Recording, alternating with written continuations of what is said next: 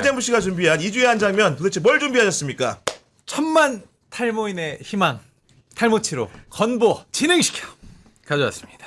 뭐만 하면 이재명 정부에게 특히나 이재명 대통령에게 반대, 비판을 했던 한동훈 씨도 지금 이것에 대해서는 씩 웃고 있지 않을까. 아주 좋은 정책이다. 저는 뭐 이유를 잘 모르겠습니다만은 우리 허재무 씨가 그렇다니까 라고 생각하지 않을까. 그런 건데 네. 업무 보고에서 이제 탈모 치료제 건강보험 급여 적용을 검토하라는 지시를 했는데 우리 평론가님 이 제안에 대해서 좀 어떻게 생각하십니까? 예. 뭐 이제 건강상의 문제, 뭐 원형 탈모라든가 스트레스 이런 부분들은 저는 할 필요 있다고 봅니다. 다만 그 유전적인 문제나 이런 부분들까지 하는 것에 대한 논란이 있지 않을까라는 생각이 들고요.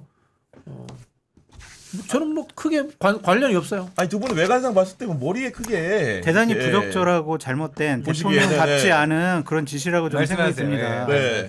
일단 고개 한번 숙여보세요. 아유 빽빽하죠. 전혀 관련이 너무 없어요. 빽빽해가지고 아니 지금 왜냐면 보니까, 네. 예산이 들어가잖아요. 국민 세금 들어가잖아요. 그렇죠, 네. 재와 자원은 한정되어 있단 말이에요. 그걸 얼마나 효율적으로 더 급한데 써야 되느냐. 네. 이게 문제잖아요. 난치병, 불치병. 지금 많은 국민들이 고통받고 있는 치매 관련 또 영유아 관련해서 여러 가지로 좀 우리가 조금 더 보장을 해줘야 될 부분. 그런데 하는 게 맞지. 이거를 그냥 탈모 관련해서 이건 생존의 문제다라고 얘기하시면서 대통령이 이렇게 지시하시면은 예산 계획서를 짤 수밖에 없어요. 아, 근데 밑에 받아보는 사람 입장에서는 다른 급한데 정말 지금 너무나 약값이 비싸가지고 치료 못 받는 그런 불치병 환자들, 난치병 환자들 그분들이 이러한 지시를 보면 얼마나 지금 답답하고 가슴을 치겠습니까? 그래서 대통령답지 않은 지시였다. 전 그렇게 평가하고 아니 싶어요. 우리 허재무 씨 실제로 이제 그 젊은 사람들을 네. 상대로 해가지고 대통령이 이렇게 말씀하신 부분들이 있는 건데 실제로 그 젊은 층의 수요가 있습니까 없습니까? 얘기 좀 해주세요. 있습니다. 있어요? 실제로 네. 20대 후반에서 30대 초반 특히나 이제 사회생활을 시작하는 친구들이 면접 보기 전에 가장 먼저 하는 게 탈모 예방약을 먼저 그래요? 네, 먹기 시작을 합니다. 그러니까 아. 앞머리가 날아가는 친구들이 좀 많이 있어요. 실제로 스트레스라든지 이런 것 때문에. 그래서 제가 커뮤니티를 오늘 많이 보고 왔거든요. 그래요? 뭐 네. 보수 젊은이들 모여 있는데도 봤는데 이 정책에 대해서는 반반으로 나뉘어집니다. 포퓰리즘이에요. 아. 포퓰리즘 이게 이게. 근데 이런 얘기가 좀 있더라고요.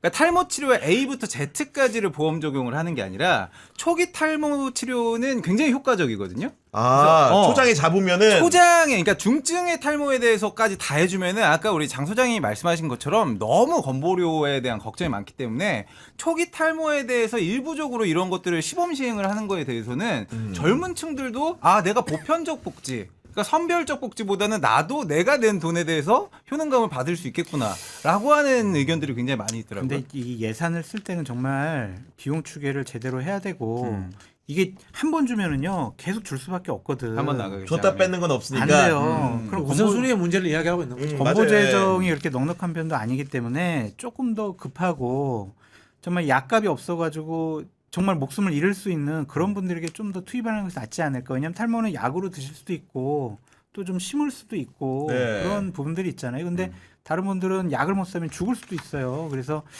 효율적인 배분을 해야 된다. 네. 그렇게 말씀드려요. 뭐 허재무 씨 의견도 타당성이 있고요. 장성철 소장 지적도 의미가 있는데 저는 그 국민의힘이나 윤석열 정부에 참여했던 사람들은 이런 말을 자격이 없다는 게 자격이 없다. 윤석열 정부에서 중증 암 환자라든가 문재인 대통령이 만들었던 암케어 관련 정책들을 없애고 거기에 예산 빼려고 얼마나 노력했습니까? 난리 쳤잖아요. 저는 참여 안 했으니까 비판할 자격이 있죠. 하여튼 뭐 국민의힘은 비판할 자격조차 없다 이야기하고 싶어요. 저는 개인적으로 좋았던 게 대통령이 뭐 이렇게 검토해보라 한다고 해서 무조건 하면 당연히 안 되는 거고 근데 이제 정경 장관이 저는 이렇게 어떻게 보면 대통령이 말했으니까 거기에 복속돼가지고 그건 무조건 옳습니다 하지 않고 네. 이러저러한 저간의 사정을 설명하면서 토론의 분위기를 유도한 건 되게 좋았던 것 같아요. 어쨌든 간에 자기가 복지부 장관으로서 이런 의료현실을 보니까 이런저런 문제도 있어서 이런 부분은 이런 것도 봐야 됩니다. 뭐 대통령이 그럼에도 불구하고 무조건 해라. 100% 해라. 이런 건 아니었잖아요. 그러니까 네. 윤석열이는 이거잖아요. 2,000명 무조건 증원해. 이거잖아요.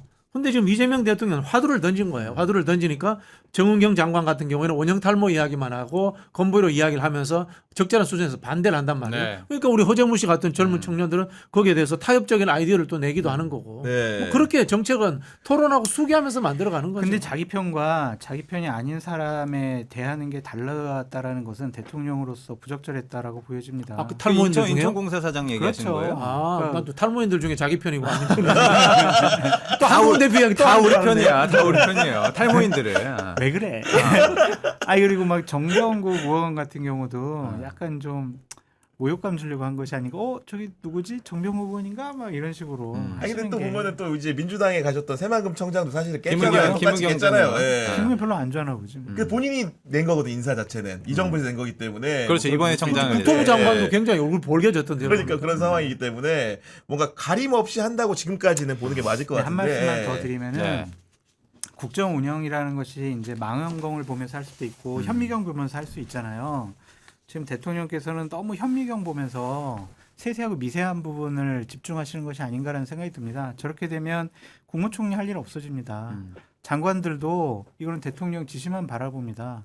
그러면 우리가 막대한 예산을 들여서 공무원 조직을 운영하는데 이건 대통령만 바라보면서 지시사항만 기다리는 이런 비효율적인 조직이 될 수 있어요.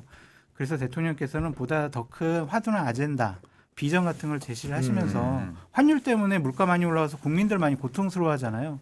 서울 집값 많이 올라가가지고 많은 국민들 좌절감 느끼고 있습니다. 근데 집값 문제 관련해서는 답이 없어요. 답이 없어요. 환율 문제도 이거 어떻게 해야 되지? 답이 없어요.